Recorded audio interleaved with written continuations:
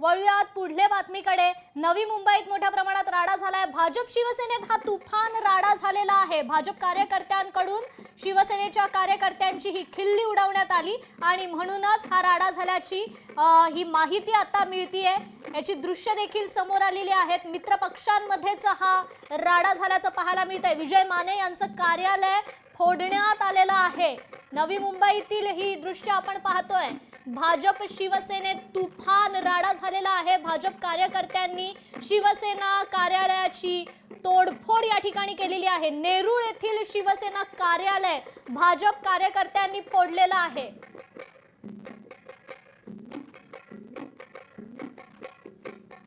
तर या ठिकाणी आपण पाहतोय नवी मुंबईतील ही दृश्य राड्याची।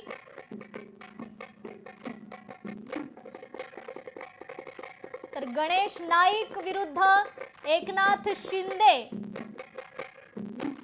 हा खरं तर सामना आपल्याला नवी मुंबईत पाहायला मिळाला। मित्र पक्षांमध्येच हा राडा झालेला आहे। खरं तर लोकशाही मराठी ऐका, पहा, जागरूक रहा।